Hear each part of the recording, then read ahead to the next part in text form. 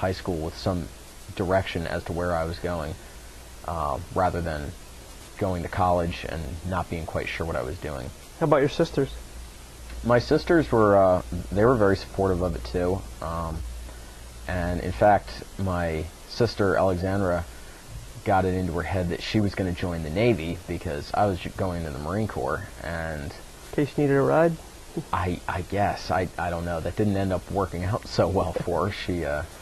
She lasted a few days at Great Lakes and came home, and I have to say I'm very thankful for that because she ended up getting married, and she's had a very, very good life from thenceforward. But at the time I was a little bit disappointed because I wanted to be able to say I had a sister in the Navy and give my mom the flag with 2 stars on it for 2 serving family members. But So you head off to basic. What was it like? I left for basic August 23rd, 2005. I went up to the military entrance processing station at Harrisburg, Pennsylvania, and spent the entire day in processing there, doing paperwork, taking a urinalysis, things of that nature.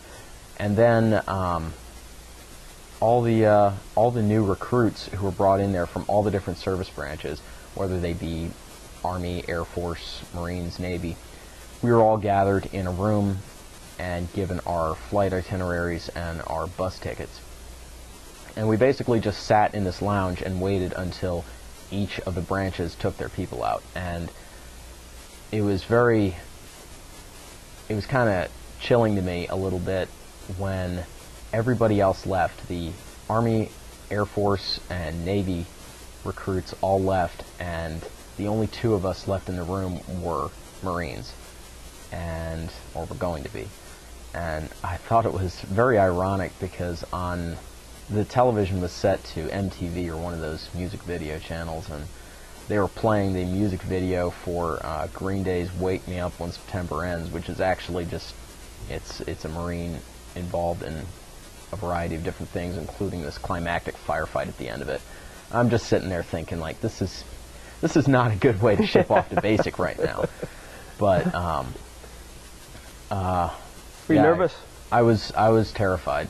I was terrified. I had no idea what to expect beyond what I'd seen in movies like Full Metal Jacket and whatnot. I was very excited, but I had no idea what to expect. So what's the single pinpoint fear of joining? I mean, you're sitting there. I mean, there's 1,000 of them, but what are you most afraid of? The single biggest fear, and this has been my motivator throughout anything that I've done, is just fear of failure. Not being able to come home and carry my head up high, have my family look at me as just someone who talked the talk before he left, but then came home with his tail between his legs, and that was my biggest fear. So you finally catch a ride down there? I did. They come and get you? Yes, I took 3 separate flights down to South Carolina, and when I got off the plane, I believe it was Charlotte that I was in, I met a Marine liaison there who was in charge of taking all new recruits to Parris Island recruit depot. Mm-hmm. And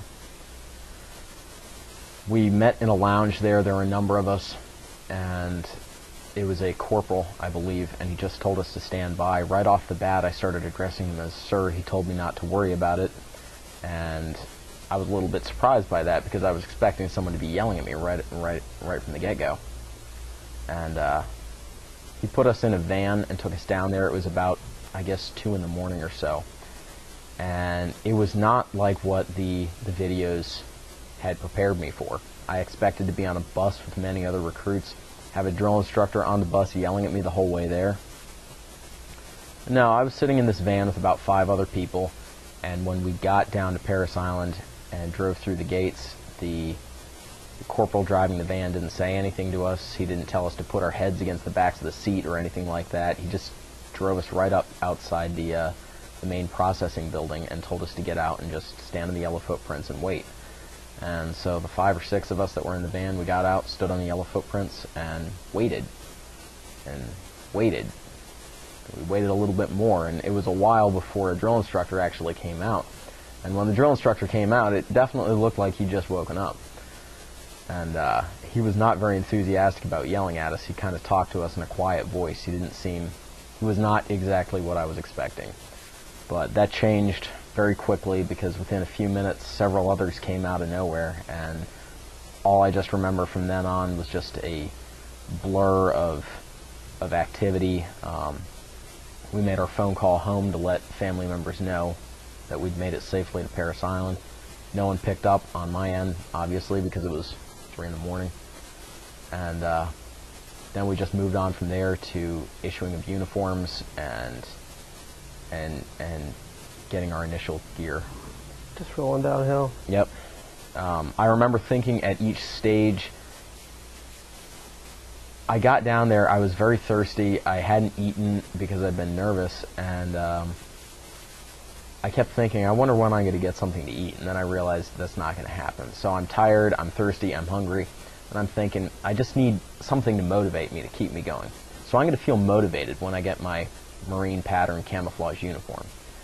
Well, we get that, and we put it on, and the whole point of being a recruit is that you're taken down to the lowest level you can possibly go.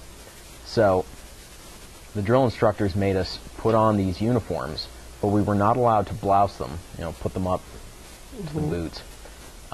We had to cuff them. We had to wear sneakers with them. And we had to put a reflective PT belt around our bodies so we wouldn't be hit by traffic or something. And our covers hadn't been fitted for our heads yet, so their brims are still pretty flat. They're just kind of sitting on top of our heads. And we looked like idiots, and we knew it. The drill instructor's standing up there, his uniform's clean and pressed, his sleeves are tightly rolled, he just looks very sharp. And we're standing down here wearing the same uniform, but just looking utterly pathetic. And there was no motivation there. So I was like, all right, well, I'm going to be motivated when I draw my M16, because, that's really what I'm looking forward to here. So after that, we march off the armory, and we draw our rifles. And as I'm standing outside the armory, I was one of the first to draw. I realized there were a lot of people behind me still drawing weapons, and I'm standing there at port arms holding the rifle across my body, and I start to realize that this 8-pound piece of plastic and metal is actually a lot heavier than you think when you're standing there for a very long time. And sure enough, people started to get lazy with it and lower it, and then next thing I knew, they were off to the sidelines doing push-ups and being yelled at by drill instructors for being lazy. So that was not a motivation either, and I think that was probably like the lowest point of my life up to that time, just standing there, just feeling about as low as you could possibly go, just tired. But of course, I had no idea what was coming. So you had a conceptual understanding of what basic training is. From the sounds of it, they break you down and then build you back up. Yes. So when it's actually happening, are you thinking to yourself, this is what is going on, they're breaking me down to build me back up, or is it, I'm tired and hungry? Is it a mind game, or is it a physical game, or is it a bit of both? It's a bit of both. The thing that you mentioned, I did have a concept of what it was going to be like going into it. I knew what the agenda of the drill instructors was going into it. They're going to break you down. They're going to do everything they can to reduce you. But it's funny how easy it is to forget that when you get down there. So when a drill instructor tells the platoon collectively, you are the worst platoon I've ever had, even though he's obviously not telling the truth, he's just trying to tell you that so you work a little bit harder, everybody seems to think that's actually the case. And I found it very hard to keep my eye on the ball there. Sometimes I'd take very personally things that the drill instructor said to me, and you can't do that. So what was the first point at which you started to be built back up? The first point was when we moved. Essentially, Marine Corps basic training is split into 3 phases, first, second, and third phase, and each one is distinct from the other in the ways you wear the uniforms. When you move from first phase into second phase, you change over from your green camouflage utilities to your deserts, and for the first time you get name tapes on your uniform.